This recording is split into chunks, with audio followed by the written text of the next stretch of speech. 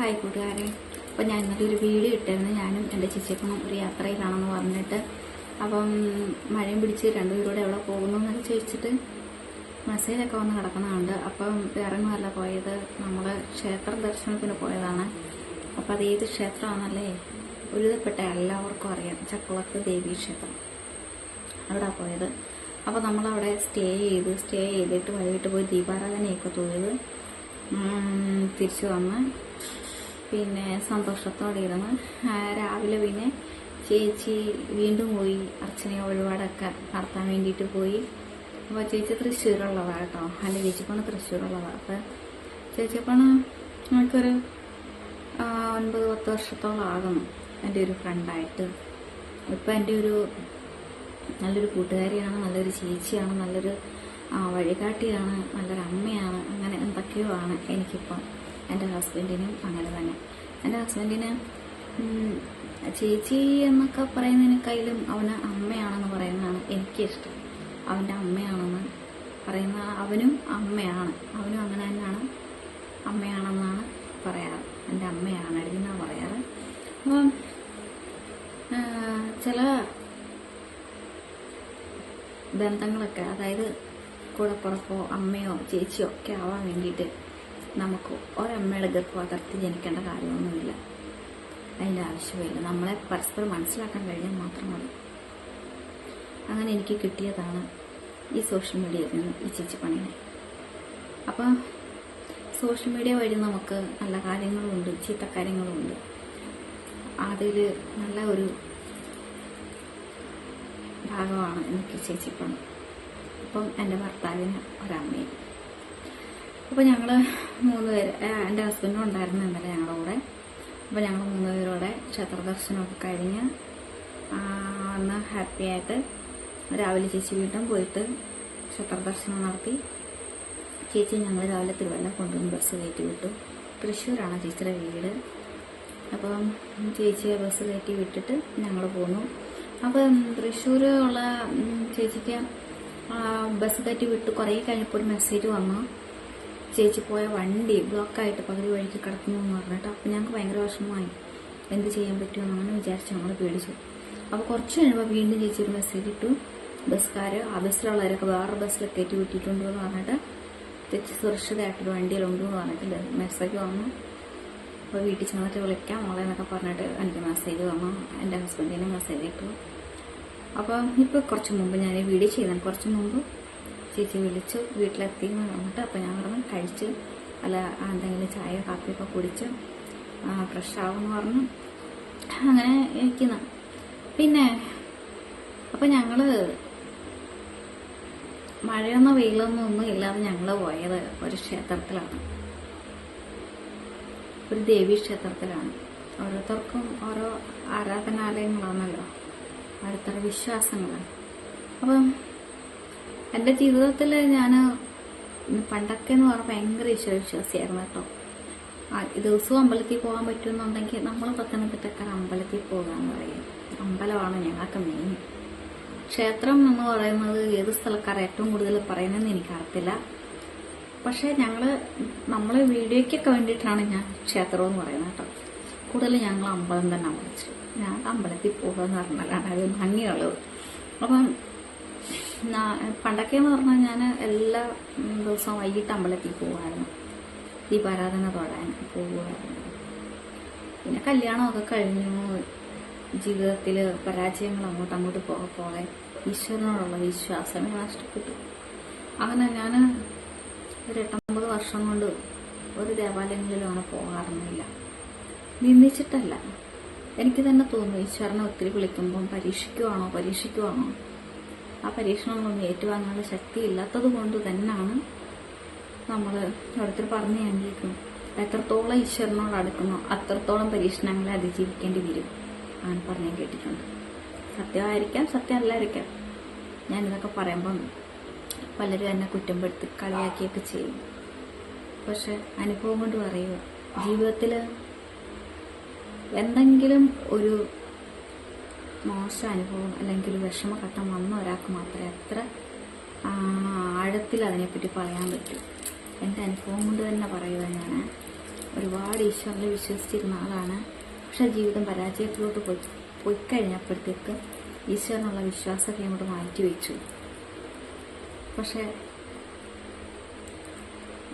ഈശ്വരന്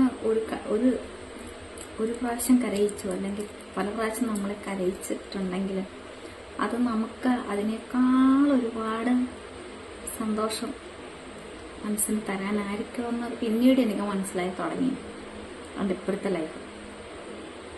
കാരണം എനിക്ക് നല്ല സ്നേഹമുള്ള, എന്നെ സ്നേഹിക്കുന്ന, എന്നെ മനസ്സറിഞ്ഞ് എന്നെ മനസ്സിലാക്കി സ്നേഹിക്കുന്ന ഒരു നല്ലൊരു ഭർത്താവിനെ കിട്ടി. അതിൽ ഞാൻ ഇപ്പം ഈശ്വരനോട് നന്ദി പറയുന്നുണ്ട്. അപ്പോഴും ഞാൻ ആ ആളിനോട് പറഞ്ഞത് എനിക്ക് ഇന്ന ക്ഷേത്രങ്ങളിലൊക്കെ പോകാൻ ഭയങ്കര ഇഷ്ടമാണ് എന്ന് പറഞ്ഞു. ഞാനൊന്നും പോയിട്ടില്ല, എന്നെ ഒന്നും കൊണ്ടുപോയിട്ടൊന്നുമില്ല ആരും. ഒരിടത്തും ഒരു ദേവാലയങ്ങളിലാട്ടെ, അല്ലെങ്കിൽ ഒരു നമുക്ക് സന്തോഷത്തോടെ പോയിരിക്കാൻ പറ്റുന്ന സ്ഥലങ്ങളിലാട്ടെ എങ്ങും ഞാൻ പോയിട്ടില്ല. എങ്ങും ഞാൻ പോയിട്ടില്ല, എന്നെ കൊണ്ടുപോയിട്ടുമില്ല. ആഗ്രഹങ്ങളുണ്ട്, കൊണ്ടുപോകാനും ഇഷ്ടമില്ലാത്ത ഒരാളായിരുന്നു. അപ്പം ഇതിങ്ങനെ ചോദിച്ചു അവിടെ പോകണം, എന്തൊക്കെയാണ് ഇഷ്ടങ്ങൾ അതൊക്കെ ചോദിച്ചപ്പം ഞാൻ പറഞ്ഞു എനിക്ക് ഇന്ന സ്ഥലങ്ങളിലൊക്കെ പോകാൻ ആഗ്രഹമുള്ള സ്ഥലങ്ങളാണ് എന്ന് പറഞ്ഞപ്പം കൊണ്ടുപോകാമെന്ന് പറഞ്ഞു. അപ്പം അങ്ങനെ കൊണ്ടുപോയതാണ്. ഇവിടെ ഇനിയും കുറേ സ്ഥലങ്ങളുടെ പേര് പറഞ്ഞിട്ടുണ്ട്, അവിടെയൊക്കെ കൊണ്ടുപോകാൻ പറഞ്ഞിട്ടുണ്ട്. അതൊരു ആഡംബര ജീവിതം അല്ലെങ്കിൽ അറമ്പാദിച്ചോ അങ്ങനൊന്നുമല്ല. നമുക്ക് ജീവിതത്തിൽ ഒരിക്കലെങ്കിലും ഒന്ന് ചെന്ന് കാണണം, കൈ കൂപ്പണം, അല്ലെന്നുണ്ടെങ്കിൽ കുറച്ച് നേരം നമുക്ക് സന്തോഷത്തോടെ ഇരിക്കണം, അങ്ങനെ ആഗ്രഹിക്കുന്നത്. അല്ലാതെ ഇങ്ങനെ ലാവാഷായിട്ട് ഹസ്ബൻഡിനെ കൊണ്ട് കറങ്ങി മേടിച്ച് നടക്കുക അതിനോടൊട്ടും താല്പര്യമില്ല. അപ്പം അങ്ങനെ ഒരു ക്ഷേത്ര ദർശനത്തിന് പോയതാണ്. ഇന്നലെ മഴയായാലും ഞാനും എൻ്റെ ചേച്ചിപ്പെണ്ണും, എൻ്റെ ചേച്ചിപ്പെണ്ണിനെ തൃശ്ശൂരുള്ള അല്ലേ, അപ്പോൾ ചേച്ചിപ്പെണ്ണ് എൻ്റെ വീട്ടിലുണ്ടായിരുന്നു. അപ്പോൾ ചേച്ചിപ്പെണ്ണിനെയും കൂടെ നമ്മൾ കൂട്ടത്തിൽ കൂട്ടി പോകാമെന്ന് പറഞ്ഞിട്ട് അപ്പോൾ ചേച്ചിപ്പെണ്ണ് ചക്കുളത്തക്കാവൊന്നും വന്നിട്ടൊന്നും ഇല്ലല്ലോ. അപ്പം അങ്ങനെയാണ് നമ്മൾ ചക്കുളത്തക്കാവിൽ ചേച്ചിപ്പെണ്ണ. അവിടേക്ക് ഏകദേശമൊക്കെ കുറച്ചൊക്കെ വെള്ളം കയറി, നമുക്ക് പാദമൊക്കെ കുറച്ചൊക്കെ വെള്ളം കയറി കിടക്കും കേട്ടോ. എന്നാലും നമുക്ക് പോകാനുള്ള സൈഡുണ്ട്, അവിടെ നിന്നും വെള്ളം കയറി കുറച്ച് നടക്കുന്നിടമുണ്ട്, അവിടെ നിന്നും വെള്ളം കയറിയിട്ടില്ല. എന്നാലും ഫ്രണ്ടിൽ കുറേയേറെ ഭാഗത്ത് വെള്ളം കയറി കിടക്കുക.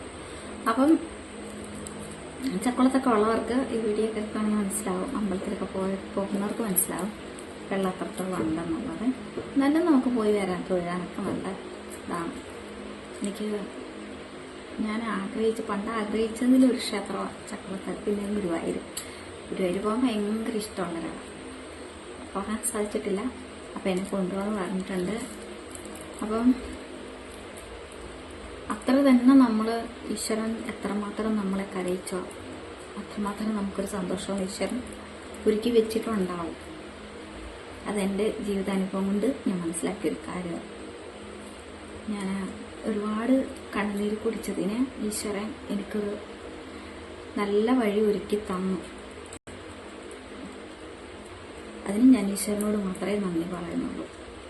പിന്നെ എന്നെ സഹിക്കുകയും എന്നെ മനസ്സിലാക്കുകയും എന്നെ സ്നേഹിക്കുകയും എൻ്റെ ഇഷ്ടത്തിനൊക്കെ നിൽക്കുകയും ചെയ്യുന്ന എൻ്റെ ആ ഭർത്താവിനോട്. അപ്പം അത്രയും നല്ലൊരു മനുഷ്യനായിട്ടല്ലേ എന്നെ കൊണ്ടുപോകുന്നത്, എൻ്റെ ഇഷ്ടങ്ങളൊക്കെ മനസ്സിലാക്കി എന്നെ കൊണ്ടുപോകുന്നു.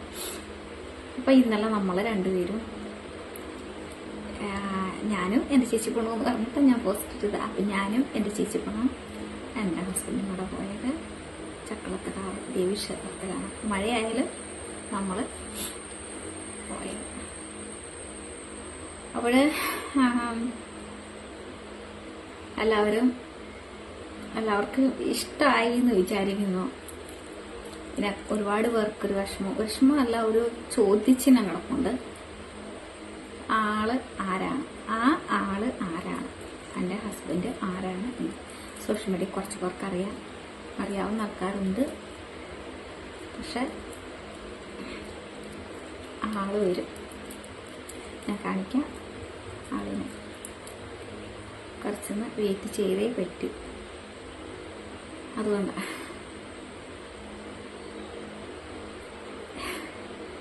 അപ്പോൾ ശരി, എല്ലാവരോടും ബൈ ബൈ. പിന്നെ മോശം കമന്റ് ഒരുപാട് വീഴുന്നുണ്ട്. പിന്നെ നല്ല കമൻസും വീഴുന്നുണ്ട്. മോശം കമൻസുകാരോടും നല്ല കമൻസുകാരോടും എല്ലാവരോടും സ്നേഹം മാത്രമേ ഉള്ളൂ. വെറുക്കാൻ എനിക്ക് ഇപ്പം ആരെയും വെറുക്കാൻ തോന്നുന്നില്ല. കാരണം ഒരിക്കൽ ഞാൻ ആരെന്ത് പറഞ്ഞാലും ഞാൻ കട്ടയ്ക്ക് മറുപടി പറയുന്ന ആളായിരുന്നു. ഞാൻ പരിസരം നോക്കാതെ മറുപടി പറയുന്ന ആളായിരുന്നു. പക്ഷെ ഇപ്പം ഞാനത് പറയാത്തെന്ന് പറഞ്ഞാൽ നമ്മളാർക്കും മറുപടി കൊടുക്കണ്ട. നമ്മൾ മോശമാണെന്ന് ഒരാൾ പറയുന്നുണ്ടെങ്കിൽ അത് അവരുടെ, ഞാൻ അതിനെപ്പറ്റി ഒന്നും പറയുന്നില്ല. അപ്പോൾ എല്ലാവരും സന്തോഷത്തോടെ ഇരിക്കുക. ഞാനും സന്തോഷത്തോടെ ഇരിക്കുന്നു. അപ്പോൾ യാത്രയൊക്കെ കഴിഞ്ഞിട്ട് വന്നിട്ട് ഞങ്ങളിവിടെ ഇരിക്കുകയാണ്. Okay, bye, see U.